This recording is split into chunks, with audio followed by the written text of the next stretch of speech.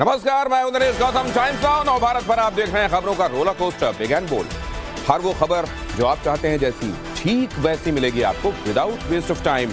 Bulletin with no confusion. सबसे पहले दिखाता हूं आपको आज की बिग एंड बोल्ड स्टोरीज। ये रही आज की अहम खबरें जो रही बिग एंड बोल्ड। सबसे पहले तो ये बड़ा खुलासा जी, इंडिया टू मलेशिया 66,000 करोड़ किस किस ने कैसे कैसे खपाए, जो अतीक ने काले कामों से कमाए वो मैं आपको बताऊंगा। इसकी पूरी डिटेल आपके सामने होगी और इसके अलावा माफिया मुख्तार अंसारी की भी पूरी कहानी। आखिर 5 जून की तारीख सुनकर जेल में बंद माफिया अभी से थर थर क्यों कांप रहा है। यूपी में अवैध मदरसों की फाइल कंप्लीट हो चुकी है, आगे क्या एक्शन होने वाला है इस खबर पर भी निगाह रहेगी। और साथ ही आपको बताऊंगा श्रीनगर में G20 मीटिंग को लेकर किस तरह पाकिस्तान को मिर्ची लगी हुई है। लेकिन पहले बिग एंड बोल्ड में ये बिग एंड बोल्ड खबर, माफिया अतीक अहमद की काली कमाई पर बड़ा खुलासा हुआ है। बिल्डर रशीद नसीम के जरिए दुबई, मलेशिया, सिंगापुर में खपाए गए हैं 66,000 करोड़ रुपए। आधी से ज्यादा रकम इसमें अतीक अहमद की है। बिग एंड बोल्ड में अगली खबर यह कि अतीक के फाइनेंसर राशिद नसीम से जुड़ा हुआ यह पहलू भी देखिए। अबू धाबी में छिपा हो सकता है राशिद नसीम। निवेशकों के हजारों करोड़ लेकर चंपत हो गया है राशिद नसीम। शाइस्ता और गुड्डू को राशिद नसीम से मिली है मदद, दोनों को फाइनेंशियल सपोर्ट भी करता रहा है राशिद।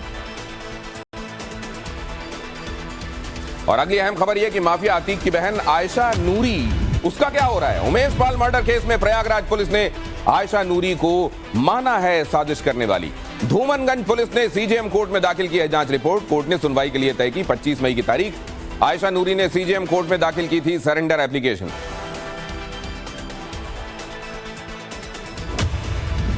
और बिग एंड बोल्ड में अगली अहम खबर, बांदा जेल में बंद माफिया मुख्तार अंसारी से जुड़ी हुई। अवधेश राय मर्डर केस में 5 जून को फैसला आने वाला है। आज वाराणसी के एमपी एमएलए कोर्ट में सुनवाई हुई। 31 साल पुराने केस में मुख्य आरोपी है मुख्तार अंसारी।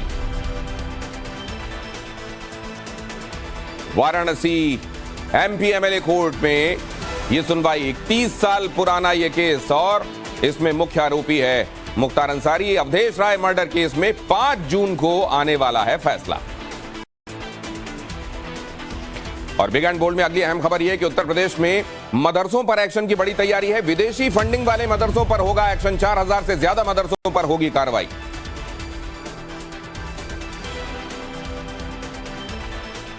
विदेशी फंडिंग वाले मदरसे स्कैनर पर और बगैर नाम लिए विरोधियों पर बरसे हैं बाबा बागेश्वर। पूरी खबर यहां देखिए। बगैर नाम लिए विरोधियों को आड़े हाथों लिया। भारत में रहना होगा तो सीताराम कहना होगा। पंडित धीरेन्द्र शास्त्री ने लोगों से किया आह्वान। आने वाली पीढ़ियों के लिए कहा जाग जाओ, कहा तुम मेरा साथ दो, मैं तुम्हें हिंदू राष्ट्र दूंगा। और इस खबर पर पूरी डिटेल के लिए देखिए शाम 7:28 पर बिग एंड बोल्ड स्पेशल। लेकिन तब तक अगली अहम खबर ये, पीएम मोदी के विदेश दौरे से जुड़ी हुई।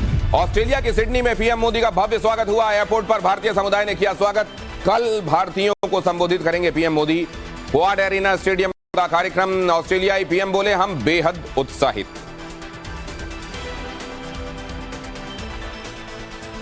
और अगली अहम खबर यह कि ऑस्ट्रेलिया रवाना होने से पहले पीएम मोदी को फिजी और पापुआ न्यू गिनी ने किया सम्मानित। मोदी को ग्लोबल लीडरशिप के लिए सर्वोच्च सम्मान मिला। Companion of the order of Fiji से सम्मानित किया गया।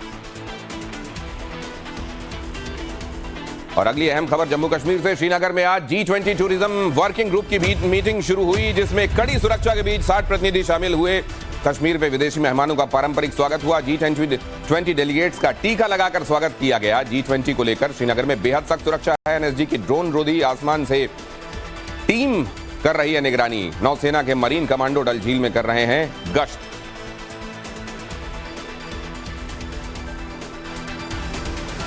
और अब आपको बताते हैं श्रीनगर में G20 के लिए कि ये मीटिंग अहम क्यों है। कश्मीर में ये पहला इंटरनेशनल समिट है। इससे पहले और कहा यह जा रहा है कि इसको अनप्रेसिडेंटेड तरीके से रिस्पांस भी मिला है। इसके पहले जो रन ऑफ कच्छ में मीटिंग हुई या दार्जिलिंग में मीटिंग हुई, इससे कहीं ज्यादा अटेंडेंस आई। 370 हटने के बाद सबसे बड़ा आयोजन यहां पर यह हो रहा है। कश्मीर से पूरी दुनिया को संदेश जाएगा, अमन बहाल है और पर्यटकों का यहां स्वागत है। टूरिज्म ग्रुप की मीटिंग से JNK को बेहद फायदा होगा, क्योंकि आप जानते हैं यहां की इकोनॉमी के लिए टूरिज्म मेन इसे यहां का रीजन डेट्रे है और कश्मीर की इकोनॉमी के लिए ये बूस्टर डोज का काम करेगा। हैंडलूम इंडस्ट्री ग्लोबल हो जाएगी, पश्मीना शॉल इंटरनेशनल लेवल तक चला जाएगा। ये यहां पर मीटिंग के अहम मायने हैं। अगली खबर पर जाने के पहले आपको यह भी बता दूं कि कश्मीर में G20 की मीटिंग से किस तरह पाकिस्तान की बेचैनी बढ़ी हुई है। आपको यह खबर बिग एंड बोल्ड इंटरनेशनल में मैं तफसील से दिखाने वाला हूं, लेकिन फिलहाल आपको लिए चलता हूं आज की कुछ और अहम खबरों की तरफ। Big and bold quick take ये रहे आप। श्रीनगर में G20 की बैठक से पहले NIA ने कुपवाड़ा से जैश-ए-मोहम्मद के एक आतंकी को गिरफ्तार किया है। ये आरोपी पाकिस्तान में बैठे जैश के कमांडर को सुरक्षा बलों की गतिविधियों की जानकारी दे रहा था। आतंकी के पास से कई संदिग्ध दस्तावेज भी बरामद किए गए हैं।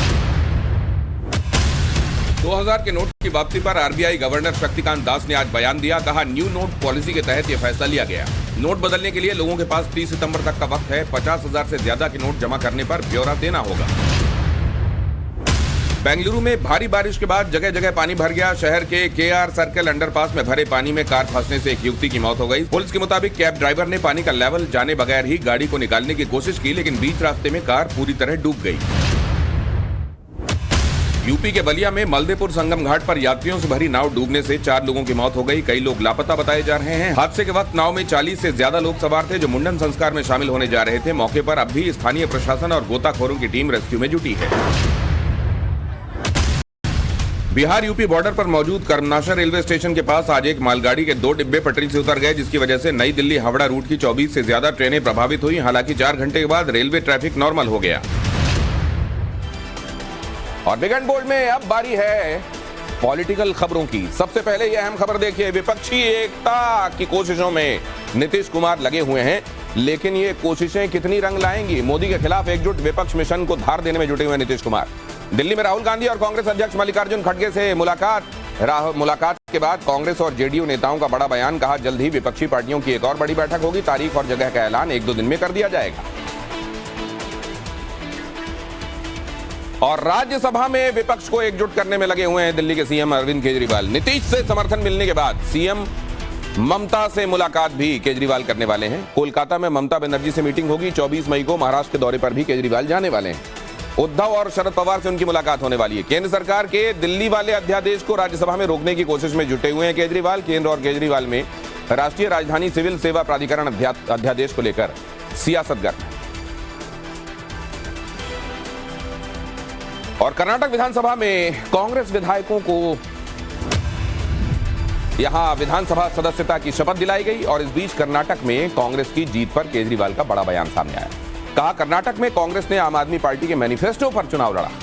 हमारे मैनिफेस्टो के कारण कांग्रेस को जीत मिली, ये केजरीवाल ने दावा कर दिया। आम आदमी पार्टी में पूरे देश की सियासत को बदलने की ताकत है, केजरीवाल का दावा ये तक है। मतलब कांग्रेस यहां जीती वो केजरीवाल की बदौलत जीती, ये कहना है अरविंद केजरीवाल।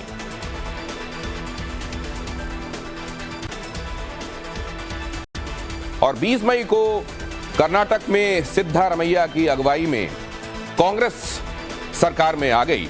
लेकिन यहां पर कुछ एक बातें आपको देखना चाहिए। ADR की एक रिपोर्ट जो है वो कुछ कहती है। इलेक्शन वॉच और एसोसिएशन फॉर डेमोक्रेटिक रिफॉर्म्स यानी ADR ने ये रिपोर्ट तैयार की है। कर्नाटक सरकार में शामिल नेताओं की कुंडली इसमें खंगाली गई है। मंत्री केएल चंद्र जोसेफ जॉर्ज का हलफनामा स्पष्ट नहीं था। ऐसे में जोसेफ जॉर्ज को छोड़कर CM समेत सरकार में शामिल तमाम मंत्रियों की कुंडली यहां हम आपको अब दिखाने वाले हैं। CM समेत 9 मंत्रियों पर क्रिमिनल केस हैं। CM के साथ 9 मंत्रियों पर क्रिमिनल केस और मंत्रियों की औसत संपत्ति 229.27 करोड़। CM सहित 9 मंत्रियों की अगर संपत्ति आप जोड़ दें तो ये करीब 229 करोड़ के आसपास, 229 करोड़ से ज्यादा, 229.27 करोड़ रुपए। 1413.80 करोड़ की संपत्ति के साथ DK शिव कुमार इसमें शीर्ष पर है और 16.83 करोड़ की संपत्ति के साथ प्रियांक खड़गे, जो कि मल्लिकार्जुन खड़गे के बेटे हैं, वो सबसे नीचे हैं। और अभी तो उन्होंने सियासत शुरू ही की है।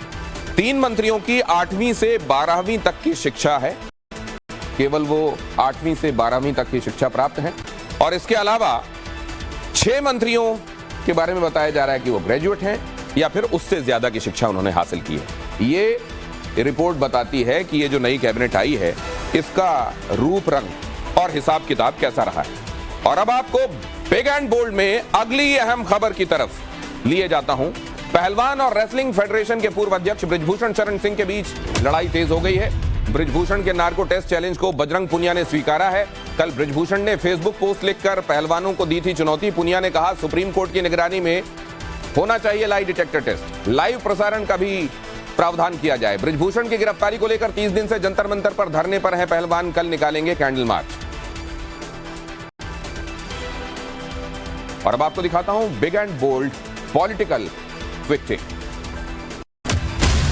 मौलाना अरशद मदनी के बजरंग दल पर बैन लगाने वाले बयान पर विश्व हिंदू परिषद ने पलटवार किया है। प्रवक्ता विनोद बंसल ने कहा बजरंग दल पर कीचड़ उछालते उछालते मदनी खुद ही गहरे दलदल में फंस गए हैं। 29 साल पुराने संगठन पर 70 साल पहले बैन लगाने की बातें कह रहे हैं। एनसीबी के पूर्व अधिकारी समीर वानखेड़े को आज बॉम्बे हाईकोर्ट ने शाहरुख खान के साथ चैट वायरल होने की फटकार लगाते हुए पूछा क्या चैट लीक करने के लिए आप जिम्मेदार हैं। इसके साथ कोर्ट ने वानखेड़े को दिए गए अंतरिम संरक्षण को बढ़ाकर 8 जून यानी अगली सुनवाई तक कर दिया है। मुंबई में आज एनसीपी के प्रदेश अध्यक्ष जयंत पाटिल से ईडी ने मनी लॉन्ड्रिंग केस में पूछताछ की। इस दौरान ईडी ऑफिस के बाहर पाटिल के समर्थकों और कार्यकर्ताओं ने जमकर नारेबाजी की। अधिकारियों ने पाटिल से कोहिनूर सीटीएनएल में इक्विटी इन्वेस्टमेंट को लेकर सवाल पूछे। बीएमसी चुनाव को लेकर बीजेपी विधायक आशीष शेलार ने उद्धव ठाकरे पर निशाना साधा। शेलार ने दावा किया कि मुंबई की जनता बीते 25 सालों से शिवसेना और उद्धव ठाकरे के नेतृत्व को नकार रही है और बीएमसी चुनाव में उद्धव गुट 50 का आंकड़ा भी पार नहीं कर पाएगा। डीके शिव कुमार के मंत्री न बन पाने से उनके भाई डीके सुरेश नाखुश हैं। उन्होंने कहा कि जनता के हित में इस फैसले को स्वीकार करता हूं, लेकिन व्यक्तिगत तौर पर इससे खुश नहीं हूं। भविष्य में देखेंगे क्या करना है क्या नहीं, क्योंकि अभी रास्ता लंबा है। पूर्वी पाकिस्तान था, संभाला नहीं गया, बांग्लादेश हो गया। बलूचिस्तान सिंध नहीं संभल रहे, लेकिन पाकिस्तान की हालत क्या है जरा वो भी देख लीजिए। ये देखिए अब इंटरनेशनल खबरें। जम्मू कश्मीर के श्रीनगर में G20 टूरिज्म वर्किंग ग्रुप की बैठक हो रही है और भारत की ताकत देखकर पाकिस्तान को बड़ी मिर्च लगी है। पाकिस्तानी विदेश मंत्री बिलावल भुट्टो ने किया है पाक अधिकृत कश्मीर का दौरा। पीओके के मुजफ्फराबाद पहुंचे बिलावल भुट्टो। जम्मू कश्मीर से गए लोगों से की मुलाकात। मीडिया के सामने कैमरे पर अलापा कश्मीर राग, भारत का दो टूक जवाब, प्रोपेगेंडा बंद करो। जम्मू कश्मीर भारत का अभिन्न अंग था, है और रहेगा। और बिग एंड बोल्ड में अगली अहम खबर यह कि पाकिस्तान में नहीं खत्म हो रहा है पॉलिटिकल ड्रामा। इमरान को फिर सता रहा है गिरफ्तारी का डर। मंगलवार को इमरान के इस्लामाबाद कोर्ट में पेशी। अल कादिर ट्रस्ट केस में इमरान की होने वाली है पेशी। इमरान बोले मुझे 80% भरोसा है कि मैं गिरफ्तार हो जाऊंगा। इमरान पर आर्मी एक्ट लगाने की तैयारी में है सेना। दुनिया में अलग थलग पड़ चुके पाकिस्तान की टेंशन बढ़ गई। पाकिस्तान का इकलौता हिमायती चीन भी पाकिस्तान से नाराज है। सीपेक प्रोजेक्ट में देरी को लेकर चीन अब त्योरियां चढ़ा रहा है। डिप्लोमेट्स के हवाले से खबर है चीनी अधिकारी पाकिस्तान के कुप्रबंधन से बेहद नाराज हैं। चीन ने कहा है आर्थिक मदद के बावजूद भी समय पर काम क्यों नहीं हो रहा। पाकिस्तान में समय पर काम नहीं होना हमारे लिए चिंता की वजह है। सीपेक प्रोजेक्ट में देरी ने चीन की टेंशन बढ़ा दी। और बिग एंड बोल्ड में अगली इंटरनेशनल अहम खबर वॉर जोन से। रूस ने अमेरिका को चेतावनी दी है। यूक्रेन को F-16 देने की बात पर अल्टीमेटम दिया है। रूस ने कहा पश्चिमी देशों को गंभीर परिणाम भुगतने होंगे। नेटो को लेकर भी रूस ने बड़ी बात कही है। कहा यूक्रेन को F-16 लड़ाकू विमान देना नेटो के युद्ध में शामिल होने का संकेत होगा। G7 के मंच पर बाइडेन ने यूक्रेन को F-16 फाइटर जेट की सप्लाई देने की बात कही थी। फाइटर जेट्स जाहिर है हौसला बढ़ाने के लिए और दुश्मन को थर्राने के लिए होते हैं, लेकिन कई बार ये भी होता है।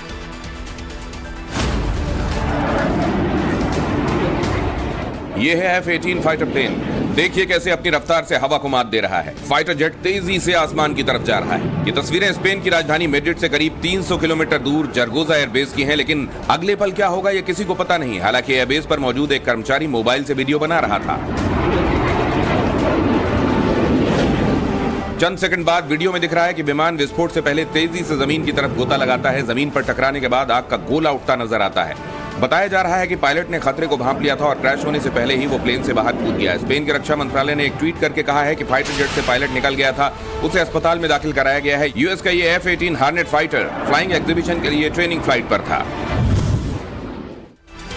और बिग एंड बोल्ड में अगली अहम खबर की तरफ आपको ले चलता हूं। स्पेस एक्स के फॉल्कन रॉकेट ने रविवार को कामयाबी से उड़ान भरी है। रॉकेट ने अंतर्राष्ट्रीय अंतरिक्ष स्टेशन यानी कि ISS के लिए उड़ान भरी है। और दिलचस्प बात यह है कि इस रॉकेट में सऊदी अरब की अंतरिक्ष रैयाना बरनावी भी अंतरिक्ष यात्री इसमें सवार हैं। रैयाना अंतरिक्ष के लिए उड़ान भरने वाली पहली सऊदी महिला है। अंतरिक्ष में जाने वाली पहली सऊदी महिला का तमगा उन्हें हासिल। इसके अलावा अपनी खुद की स्पोर्ट्स कार रेसिंग टीम शुरू करने वाले टेनेसी के कारोबारी जॉन स्नॉफर भी इसमें शामिल हैं। ये भी रॉकेट में सवार होकर ऊपर गए। ये लोग करीब 10 दिन की अंतरिक्ष यात्रा पर निकले हैं। 10 दिन बाद ये रॉकेट वापस धरती पर लौट कर आएगा।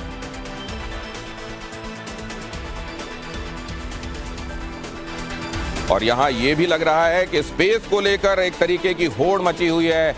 एलॉन मस्क इधर लगे हुए हैं, वो नासा में उनका करार है, तो उधर जेफ बेजोस भी पीछे नहीं रहना चाहते। और यहां देख लीजिए एक और बात, पूरी दुनिया में इस बात की चर्चा हो रही है कि चांद तक कैसे पहुंचा जाए। अभी उसी की कोशिश आप देख रहे हैं, लेकिन दुबई की धरती पर ही चांद उतारने की प्लानिंग हो गई है। कैसे हो रही है, कैसे हो रहा है ये, यहां इन तस्वीरों में आप देख रहे हैं। यहां स्टूडियो में हमने उसको उस जगह को उतार लिया है।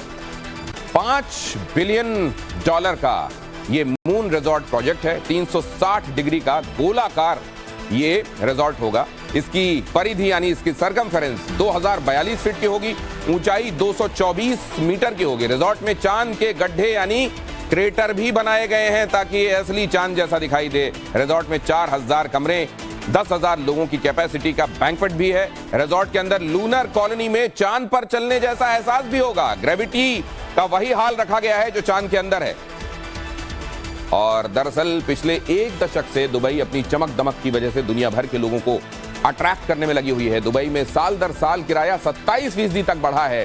दुनिया के लोग यहां आना चाहते हैं और यही वजह है कि दुबई का रियल एस्टेट सेक्टर इतना ज्यादा बूम पर है और इतने सारे इन्वेस्टमेंट करने का वो रिस्क भी ले रहा है।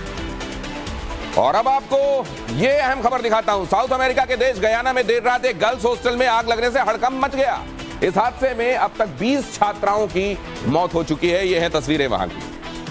सामने आई इन तस्वीरों में हर तरफ आग दिखाई दे रही है और जाहिर है ये बहुत बड़ा मशक्कत भरा काम रहा होगा फायर एक्सटिंग्विशर्स के लिए। और यहां पर देखिए ये गर्ल्स हॉस्टल है और यहां हर तरफ आग की लपटें और धुएं की स्थिति थी। स्थानीय मीडिया के मुताबिक जिस वक्त ये आग लगी सभी छात्राएं सो रही थीं, इसलिए आग के भीषण होने पर वो हॉस्टल के अंदर ही रह गई। ये आग कैसे लगी इस बात के बारे में अभी कुछ पता नहीं चला है, लेकिन खराब मौसम की वजह से दमकल विभाग को रेस्क्यू ऑपरेशंस में बड़ी दिक्कतें पेश आई। और बिग एंड बोल्ड में कुछ और इंटरनेशनल क्विक टेक ये रहे। 1 साल 3 महीने के युद्ध के बाद अब बखमुत प्रांत पर रूसी सेना का कब्जा हो चुका है। एक्सपर्ट्स इसे पुतिन के लिए बड़ी रणनीतिक जीत मान रहे हैं, क्योंकि रूस को डोनेट्स्क को आजाद कराने वाली महत्वाकांक्षा में बखमुत एक अहम पड़ाव है। यूक्रेन के खिलाफ मैदान में डटकर लड़ रहे रूसी सैनिकों को सरकार बेहद खास तोहफे दे रही है। यूक्रेन में तैनात रूसी सैनिकों से मिलने के लिए उनकी पत्नियां और गर्लफ्रेंड्स पहुंच रही हैं। सैनिक 5 दिन के मोर्चे पर रहते हैं और वीकेंड पर फैमिली के साथ वक्त बिताते हैं। फिलीपींस के मनीला में सेंट्रल पोस्ट ऑफिस की इमारत में आग लगने से पूरे शहर में हड़कंप मच गया। तस्वीरों में भी दिख रहा है कि आग की भयावह लपटों ने पूरी बिल्डिंग को अपनी आगोश में ले रखा है। इस इमारत का निर्माण साल 1926 में हुआ था। जॉर्जिया की राष्ट्रीय एयरलाइन ने रूस की आलोचना करने पर अपनी ही राष्ट्रपति के उड़ान भरने पर बैन लगा दिया। दरअसल रूस ने हाल ही में जॉर्जिया पर लगे 4 साल पुराने बैन को हटाया तो राष्ट्रपति ने रूस के लिए उड़ान भरने वाली एयरलाइंस का बहिष्कार करने की बात कही। स्पेन की सरकार पति पत्नी में घरेलू काम बांटने के लिए बहुत जल्द एक ऐसा ऐप लॉन्च करने वाली है जो ये ट्रेस करेगी कि घर का कौन सा मेंबर कितना काम कर रहा है। ऐप लॉन्च होने के बाद स्पेन ऐसा पहला देश बन जाएगा जो महिला पुरुष के घरेलू काम को मॉनिटर करेगा। तो ये यहां पर पति और पत्नी के बीच में कौन कितने काम कर रहा है, जैसे जैसे बाहर की दुनिया में भी महिलाओं का दखल बढ़ता जा रहा है, अब घर और बाहर काम के बंटवारे की स्थिति आ रही है। और ये काम का बंटवारा असल में कितनी ईमानदारी के साथ हो रहा है, कौन अपना काम पूरा कर रहा है नहीं कर रहा है, इसके लिए एप्लीकेशंस बनने शुरू हो गए हैं। स्पेन में बन गया, इंडिया में क्या होने वाला है। लेकिन अब ट्रेंडिंग खबरों की तरफ आपको ले चलता हूं वेदर अपडेट्स के साथ। ये समझिए कि आने वाले दिनों में आपको मई जून जैसे लगेंगे या कुछ और लगेगा। दिल्ली समेत देश के कई राज्यों में पारा 45 के पार हो गया है। हीट वेव को लेकर मौसम विभाग ने जारी किया है येलो अलर्ट। यूपी में इस हफ्ते पड़ेगी भीषण गर्मी, लेकिन पहाड़ी राज्यों में बारिश की संभावना है। उत्तराखंड में हो सकती है बारिश। दिल्ली में भी 2 दिन बाद बारिश की संभावना है। और स्पेन की वो खबर मैंने आपको बताई थी एप्लीकेशन, अब स्पेन का ही एक टर्म समझिए, अल नीनो इफेक्ट। ला नीना, अल नीनो, पहले अल नीनो। इस साल मौसम के बदले मिजाज की बड़ी वजह है अल नीनो इफेक्ट। इस साल बड़ी भयानक गर्मी जो पड़ रही है और आने वाले दिनों में आप देखेंगे भी, साथ में देश में बारिश भी कमजोर हो रही है, ये भी कहा जा सकता है। ये क्यों हो रहा है, इसके लिए आपको ये देखना पड़ेगा। जिन जगहों पर ये आपको ये डार्क पट्टी दिखाई दे रही है, ये डार्क पट्टी -2 डिग्री तक टेम्परेचर को दिखा रही है, और उधर अगर आप चलते जाएंगे तो क्रमशः बढ़ते बढ़ते इधर आप देख रहे हैं 35 डिग्री सेंटीग्रेड तक। ये टेम्परेचर में जो डिफरेंस होता है, खासतौर से विषुवतीय प्रशांत महासागर में, उसकी वजह से क्या होता है, बहुत आसान शब्दों में अगर आप इसको समझना चाहते हैं तो जो गर्म हवा होती है वो फैलती है और ऊपर की तरफ बढ़ती है, ठंडी हवा उसकी जगह लेने के लिए आगे बढ़ जाती है। और ऐसे में जबकि ये जो महासागरीय हिस्सा है वो गर्म होता है, तो जो मानसून वाले बादल होते हैं, हवाएं होती हैं, वो उनकी जगह लेने के लिए सागर की तरफ चले जाते हैं। और इस तरीके से इन धरती की उन जगहों पर जहां बारिश की आवश्यकता होती है वहां बारिश होती नहीं, और यही है अल नीनो इफेक्ट। छोटा लड़का, छोटी लड़की, अल नीनो, ला नीना, यही होता है असल में इसमें। अब बहुत अच्छे से आपको समझाता हूं। यहां तो आपने समझ लिया, ये असल में टेम्परेचर डिफरेंस की वजह से जो बादल, मानसून वाले बादल, बारिश वाले बादल जहां पर जब पहुंचने चाहिए वो नहीं पहुंचते, और ये हो जाता है।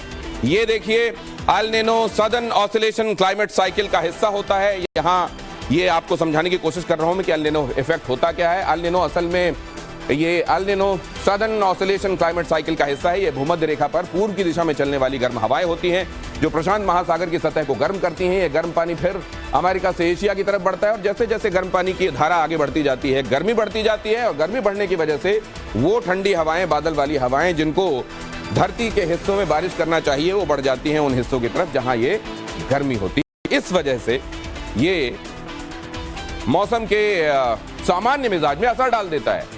और ये अहम खबर अब आपको बता दूं, वैज्ञानिकों ने खोज निकाला है एक नया तरीका कि कोविड, इन्फ्लुएंजा ए और बी एक साथ ही जांच में सामने आ जाए, क्योंकि लक्षण एक जैसे होते हैं, सर्दी, खांसी, जुकाम, बुखार।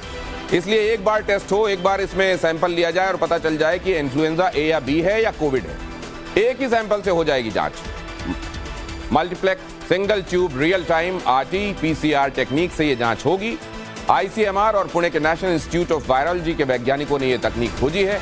अमेरिका, चीन और जापान जैसे देशों के पास भी नहीं है ये टेक्निक। इस लिहाज से हमारे वैज्ञानिकों का ये कमाल का कदम है और इसकी तारीफ होनी चाहिए। और बिग एंड बोल्ड में अगली अहम खबर यह है कि दिल्ली के कर्तव्य पथ पर अगर आप गए हों तो यहां दोनों तरफ आपको जामुन के कई पेड़ दिखेंगे। इनमें से कई पेड़ों की उम्र 100 साल से भी ज्यादा। केंद्रीय लोक निर्माण विभाग यानी CPWD ने अब इन पेड़ों से जामुन तोड़ने के लिए खुले ऑक्शन में बोली लगाने का प्रस्ताव मांगा है। दरअसल जामुन को तो देवताओं तक का फल कहा जाता है, और इसके फायदों की वजह से मार्केट में इसकी डिमांड भी काफी ज्यादा है। तो बहुत जल्दी से आपको ये बता देता हूं कि जामुन का सेवन करके कैसे हेल्दी रहने के बारे में सोचा जा सकता है। विटामिन C भरपूर, आयरन, हीमोग्लोबिन काउंट बढ़ाने में मदद करते हैं। जम्बोलेना इंग्रेडिएंट इंसुलिन सेंसिटिविटी बढ़ाता है। एंटीऑक्सीडेंट पोटेशियम हार्ट को हेल्दी रखता है। एंटी इन्फ्लेमेटरी गुण की वजह से स्किन हेल्दी रहती है। भरपूर फाइबर होता है। कैलोरी की कम मात्रा वजन घटाने में मददगार है। डायूरेटिक गुण की वजह से पाचन संबंधी रोगों को दूर रखता है। अनावश्यक सूजन, एडिमा जो बॉडी में होता है उसको दूर करता है। एंटीबैक्टीरियल गुणों की वजह से ओरल हेल्थ बेहतर करता है। कई तरह के इसमें ऐसे तत्व होते हैं जो बॉडी के इन्फेक्शन से आपको बचाते हैं, इम्यूनिटी को आपकी बढ़ाते हैं, आंखों की रोशनी को बढ़ाते हैं, फ्री रेडिकल से होने वाला जो नुकसान है उससे बचाते हैं, और प्रेगनेंसी में जच्चा और बच्चा दोनों के लिए फायदेमंद बताए जाते हैं। तो डेली डाइट में इनको शामिल किया जा सकता है। आपके लिए ये चमत्कारी ये जामुन को कपित्थ जम्बू फल चारु भक्षणम, आपको याद होगा उसमें तक इसका जिक्र होता है। गर्मियों में सबसे अच्छे कुदरत के तोहफों में से एक जामुन। और अब अगली अहम खबर, दुनिया में बढ़ रहा है ड्रोन का मार्केट। दुनिया में ड्रोन मार्केट में तेजी दिखाई दी है। सुरक्षा, सामान डिलीवरी और शादियों में भी इसका जमकर इस्तेमाल हो रहा है। फिलहाल देश में 200 से ज्यादा ड्रोन स्टार्टअप हैं। 2023-28 तक सालाना करीब 11% रह सकती है ड्रोन मार्केट की ग्रोथ। ड्रोन की अब उपयोगिता अलग अलग क्षेत्रों में बढ़ती जा रही है। हालांकि कई जगहों पर इसका मिसयूज भी हो रहा है। और इंडियन एयरफोर्स में काम करने का सपना रखने वाले युवाओं के लिए एक गुड न्यूज, एयरफोर्स में भर्ती होने का गोल्डन चांस है। एयरफोर्स में 276 पदों पर निकाली गई है वैकेंसी। 1 जून से शुरू होगा आवेदन, 30 जून आवेदन की आखिरी तारीख है। इंडियन एयरफोर्स की ऑफिशियल वेबसाइट पर जाकर किया जा सकता है आवेदन। तो चूकिए मत, नभ स्पर्श दीप्तम, touch the sky with glory. और अगली खबर यह है कि कार और बाइक ड्राइव करते वक्त अगर आपके पास ड्राइविंग लाइसेंस, रजिस्ट्रेशन सर्टिफिकेट और इंश्योरेंस में से कोई भी डॉक्यूमेंट नहीं है, तब भी ट्रैफिक पुलिस अब आपका चालान नहीं काटेगी। इसके लिए बस आपके फोन में व्हाट्सएप होना चाहिए। व्हाट्सएप से डिजी लॉकर की सेवाओं को इस्तेमाल करने की इजाजत दे दी गई है। इसके लिए आपको क्या क्या करना होगा, आप जरा बिग एंड बोल्ड में आपको यह भी बता देता हूं। MyGov help desk chatbot number 9013151515 को फोन में सेव करें। व्हाट्सएप ओपन करके न्यू चैट ऑप्शन में जाएं। Users MyGov help desk chat में हाय लिखें। चैट में डिजी लॉकर सर्विस को सेलेक्ट करें। डिजी लॉकर अकाउंट की डिटेल देनी होगी आपको इसमें, और आधार से डिजी लॉकर के अकाउंट को लिंक करके ऑथेंटिकेट करना होगा। रजिस्टर्ड मोबाइल नंबर से ओटीपी वेरीफाई करें। चैटबॉट लिंक में डिजी लॉकर अकाउंट के साथ डॉक्यूमेंट लिंक हो जाएंगे। डाउनलोड कर लें। टाइप सेंड ऑप्शन से डॉक्यूमेंट डाउनलोड किया जा सकेगा। हालांकि इसकी एक शर्त यह है कि व्हाट्सएप के जरिए डिजी लॉकर सर्विस का इस्तेमाल उसी स्थिति में किया जा सकेगा जब आपने पहले से ही डिजी लॉकर ऐप पर सारे दस्तावेज अपलोड किए। और अब दिल्ली में कल देर रात एक BMW कार सवार ने क्या किया वो देख लीजिए। एक बाइक सवार को यूं टक्कर मारी जो इन तस्वीरों में आपको ये बताएगी कि फिर उसके प्राण बचे होंगे कि नहीं। इस हादसे में बाइक सवार की इलाज के दौरान मृत्यु हो गई। पुलिस के मुताबिक कार एक 28 साल की महिला चला रही थी जो देर रात ग्रेटर कैलाश से पार्टी करके लौट रही थी। ड्रिंक एंड ड्राइव ये मत कीजिए, लगातार समझाया जाता है, लेकिन कुछ लोगों को, खासतौर से दौलत का नशा जिनके सिर चढ़कर बोल रहा होता है, उनको ये बात समझ में नहीं आती। उनको नहीं मालूम कि उनकी ये लापरवाही एक घर के चिराग को दिखाता हूं big and bold, quick check ये रहे। जाने माने एक्टर, मॉडल और कास्टिंग डायरेक्टर आदित्य सिंह राजपूत की रहस्यमयी तरीके से मौत हो गई। आदित्य की बॉडी मुंबई के अंधेरी में एक बिल्डिंग के 11वीं मंजिल के एक फ्लैट के बाथरूम से मिली। ओशिवारा पुलिस ने डायरी एंट्री कर जांच शुरू कर दी है। हफ्ते के पहले दिन आज शेयर बाजार में तेजी देखने को मिली। सेंसेक्स 234 अंकों की बढ़त के साथ 61,963 पर बंद हुआ, तो वहीं निफ्टी 111 अंक चढ़कर 18,314 पर बंद हुआ। आज अडानी के शेयर्स में भी तूफानी तेजी देखने को मिली। ग्रुप के लगभग सभी स्टॉक्स पर अपर सर्किट लगा।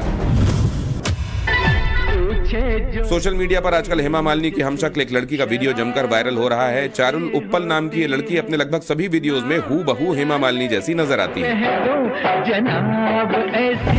स्पेशल आज मुंबई में जमीयत उलेमाए हिंद का अधिवेशन हुआ। मदनी और मौलानाओं ने मुसलमानों को लेकर अपनी बातें कही, लेकिन इसी मंच से हिंदू राष्ट्र की मुखालफत शुरू हो गई।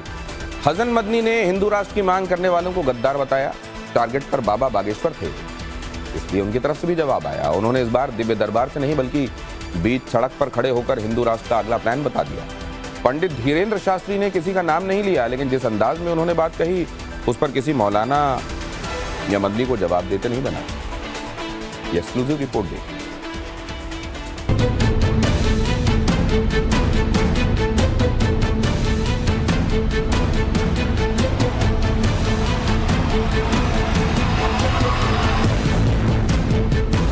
इस मुल्क को हिंदू स्टेट बनाने के लिए जो कोशिशें कर रहे हैं, असल गद्दार कौन है इस देश के? भारत हिंदू राष्ट्र बनकर रहेगा। और हम तुमसे कहते हैं, अपनी आने वाली पीढ़ियों के लिए जाग जाओ, वरना कोई राम के मंत्रों को नहीं पूछेगा। इससे तुम मेरा साथ दो, मैं तुम्हें हिंदू राष्ट्र। महाराष्ट्र में इस्लामिक देश का जिक्र हुआ तो जवाब मध्य प्रदेश से आया। अखंड भारत की बुलंद होती आवाज के बीच तू शेर मैं सवा शेर वाला चैप्टर शुरू हो गया। शेरनी की नस्ल सियार पैदा नहीं करती और मुसलमानों की माँ गद्दार पैदा नहीं करती। मुसलमानों की माँ गद्दार पैदा नहीं करती।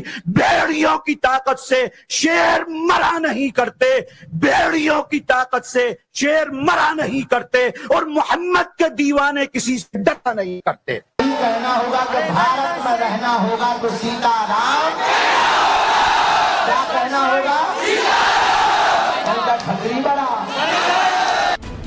पिच तैयार, पिक्चर क्लियर है, पब्लिक के बीच में नई बहस हो रही है। बागेश्वर बाबा अपने दिव्य दरबार से हिंदू राष्ट्र की मांग जोरों से उठा रहे हैं और अब मदनी ब्रिगेड मंच संभाल चुकी है। जमीयत उलेमा हिंद का माइक मिला तो देर नहीं की, हसन मदनी ने एक नया दस्तूर पेश कर दिया। उन लोगों को गद्दारी का सर्टिफिकेट नहीं दिया जाता जो आज इस मुल्क के अंदर ये आवाज लगा रहे हैं कि इस मुल्क को हिंदू स्टेट बनना चाहिए। इस मुल्क को हिंदू स्टेट बनाने के लिए जो कोशिशें कर रहे हैं, असल गद्दार वो है इस देश के, जो देश के अंदर रहकर इस मुल्क को हिंदू स्टेट बनाने की बात कर रहे हैं। अगर वो हिंदू स्टेट की बात कर रहे हैं और वो गद्दार नहीं है, मुसलमान अगर इस्लामी देश की बात करेगा वो गद्दार कैसे हो जाएगा? सिख अगर खालिस्तानी की बात करेगा वो गद्दार कैसे हो जाएगा? रास्ते तुम खोल रहे हो। इस मुल्क को सेकुलर मुल्क है, इसका दस्तूर सेकुलर है। ठीक 100 दिन पहले दिल्ली में जमीयत उलेमा हिंद का अधिवेशन हुआ तो चाचा भतीजे की जोड़ी ने ओम और अल्लाह को एक बताया। विवाद इतना भड़का कि पानी डालने के लिए कोई भी कैमरे पर सामने नहीं आया। इस बार जगह मुंबई है, चाचा वही है मगर भतीजा बदल चुका है। हसन मदनी को बोलने का मौका मिला तो नया तराना छेड़ दिया। हिंदू राष्ट्र के जवाब के तौर पर इस्लामिक देश की मांग कर दी। हालांकि आवाज पहले से लाउड और तेवर धमकी भरा है। शेरनी की नस्ल सियार पैदा नहीं करती और मुसलमानों की माँ गद्दार पैदा नहीं करती। मुसलमानों की माँ गद्दार पैदा नहीं करती। भेड़ियों की ताकत से शेर मरा नहीं करते, भेड़ियों की ताकत से शेर मरा नहीं करते और मोहम्मद के दीवाने किसी से डरा नहीं करते। बात निकली तो दूर तलक गई और जवाब उसी अंदाज में आया। प्रदेश के सागर में कथा कर रहे बागेश्वर सरकार ने किसी का नाम तो नहीं लिया, लेकिन एक तरह से कहानी मदनी वर्सेस बाबा हो गई। भारत हिंदू राष्ट्र बनकर रहेगा और हम तुमसे कहते हैं अपनी आने वाली पीढ़ियों के लिए जाग जाओ, वरना कोई राम को मंदिरों को नहीं पूछेगा। इसलिए तुम मेरा साथ दो, मैं तुम्हें हिंदू राष्ट्र। हम तो अर्जी लगाई चुके, आप लोग भी लगाइयो, भारत हिंदू राष्ट्र बन जाए और अर्जी लगाइयो विरोधियों की ठटनी बन जाए। बागेश्वर सरकार ने हिंदू राष्ट्र की मांग सबसे पहले मध्य प्रदेश की जमीन से उठाई और फिर उनका मिशन छत्तीसगढ़, उत्तराखंड, उत्तर प्रदेश और दिल्ली से होता हुआ बिहार तक पहुंच गया। पंडित धीरेन्द्र शास्त्री ने इस दौरान अपना मकसद बताया, रोड मैप समझाया और धीरे धीरे आम जन के जहन में हिंदू राष्ट्र की भावना प्रबल कर दी। बाबा बागेश्वर मध्य प्रदेश के बालाघाट में बनवासी राम कथा करेंगे। सूत्रों के मुताबिक इस दौरान आदिवासियों की घर वापसी कराई जा सकती है। इसके बाद बाबा उन तमाम जगहों पर जाएंगे जहां आदिवासियों की संख्या खासी तादाद में है। इनमें गुजरात का सूरत है, अहमदाबाद है, राजकोट है तो कर्नाटक का बेंगलुरु भी है। बाबा ने इरादा साफ कर दिया, जिस सनातन की ध्वजा को उन्होंने थाम रखा है उसे वो पूरे भारत में फहराएंगे। माना जा रहा है कि इसीलिए टाइमिंग और जगह देखकर जूनियर मदनी ने इस्लामिक देश की बात कही, मुसलमानों का मुद्दा उठाया। देश के अंदर तुम मुसलमानों को डराकर, ईमान वालों को डराकर, उनके मजहब को तब्दील करने के लिए जो लोग कोशिशें कर रहे हैं वो समझ रहे इस बात को कि इस मुल्क के अंदर मुसलमान न कभी किसी से डरा है। इस मुल्क को क्या 60-70 साल पहले हम अपने वतन की आजादी के लिए अपने सर से कफन बांधकर बाहर निकले थे। अगर मुल्क को जरूरत पड़ती है हम फिर सर से कफन बांधकर बाहर निकलने के लिए तैयार बैठे हैं। हिंदू राष्ट्र की ज्वाला बिहार से ही भड़क गई है।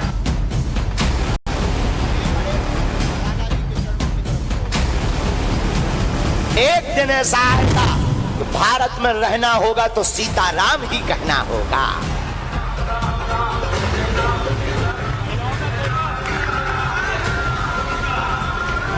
जब तक हम भारत में राम राज्य की स्थापना का संकल्प पूरा नहीं करेंगे हम काम और सेवा करते ही रहेंगे।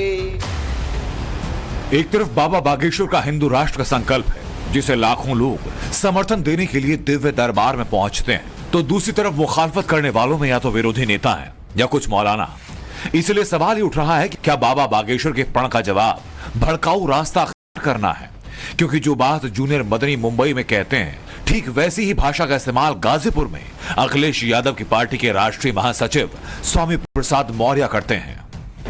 जब भारतीय संविधान में हिंदू राष्ट्र है ही नहीं, तो हिंदू राष्ट्र की मांग करना गैर संवैधानिक है।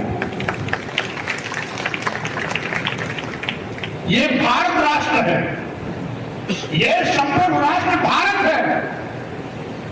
भारत में सभी शामिल हैं। हिंदू राष्ट्र की मांग करना देश के बंटवारे की फिर से बीज बोना है, बीजारोपण कर रहे हैं,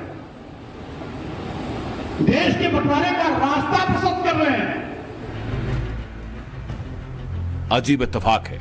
स्वामी प्रसाद मौर्य कहते हैं कि धर्मनिरपेक्ष हिंदुस्तान में हिंदू और मुसलमान कहां से आ गए, मगर जब ये यूपी की जाति पर बात करते हैं तो दलित और शूद्र के बीच का फर्क करना नहीं भूलते। अखिलेश यादव की पॉलिटिक्स भी दरअसल इसी पर टिकी है और इसलिए बाबा बागेश्वर का विरोध करते हैं। हालांकि विरोध करने वालों का भी अब विरोध हो रहा है। 70 साल पहले अगर हमारे पूर्वजों से भूल नहीं होती कि देश के बंटवारे में अगर पूरे मुस्लिम कम्युनिटी अगर चला गया होता पाकिस्तान, तो आज भारत में न कोई जाकिर मियां पैदा लेता, न ओवैसी पैदा लेता, न मदनी पैदा लेता, न भारत को गजवाए हिंद की बात करता। अगर हिंदू राष्ट्र ये देश हो गया होता तो वर्तमान में लव जिहाद नहीं होता। जिस प्रकार से आजादी के बाद से लाखों हमारी हिंदू बेटी बहनों के साथ लव जिहाद हुआ, अनेक आतंकवाद हुआ, ये सब नहीं होता। तो इसलिए मदनी साहब इस बात को समझे। बाबा कह रहे हैं कि हम हिंदू राष्ट्र की मांग करते रहेंगे, हमें किसी से डर नहीं। तो दूसरी तरफ मदनी कहते हैं कि मोहम्मद के दीवाने किसी से डरा नहीं करते। हालांकि इन दोनों के कहने का तरीका अलग है। पंडित धीरेन्द्र शास्त्री ने अपनी हिंदू राष्ट्र की मांगों को एक बच्चे के जरिए डिटेल में समझाया, या यूं कहें कि मदनी को साइलेंट तरीके से जवाब दिया।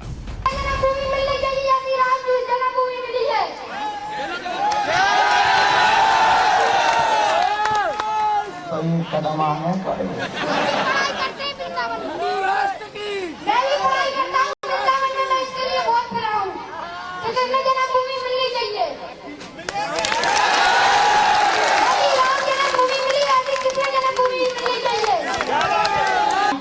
बागेश्वर वाले भड़काऊ बयान थे, अब हल्के हल्के लड़कन में लोग क्रांति है।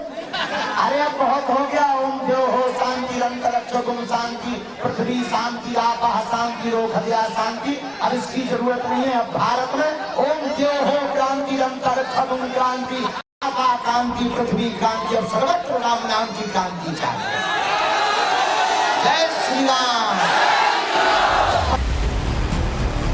जूनियर मदनी जिस तरह सुर्खियों में, तो भला सीनियर मदनी पीछे कैसे रहते? जमीयत उलेमाए हिंद के अध्यक्ष सैयद अरशद मदनी ने बजरंग बली के जरिए नया शिगुफा छेड़ दिया। हालांकि इसके लिए उन्होंने जरिया कांग्रेस को बनाया और विरोध हिंदू राष्ट्र की मांग करने वालों का किया। शोर मच रहा था कि कांग्रेस ने इलेक्शन के अंदर अपने मैनिफेस्टो को अंदर इसको दाखिल किया कि हम बजरंग दल पर पाबंदी लगाएंगे। गलती की। मैं समझता था कि गलती नहीं है, बल्कि अपनी गलती का तदारुक है। जो 70 साल पहले से गलती थी, आज उस गलती का तदारुक किया जा रहा है। 2024 के लोकसभा चुनाव में 1 साल से भी कम का वक्त, पार्टी दफ्तरों से लेकर पब्लिक के बीच में रणनीति बनाई जा रही है, दांव चले जा रहे हैं। हालांकि इन सबसे अलग मौलानाओं के मंच पर सीक्रेट रूम में एक अलग ही स्क्रिप्ट लिखी जा रही है। इस स्क्रिप्ट का फोकस हिंदू राष्ट्र की मांग का विरोध है और मुसलमान जरिया बनाए जा रहे हैं। Bureau report, times now Bharat.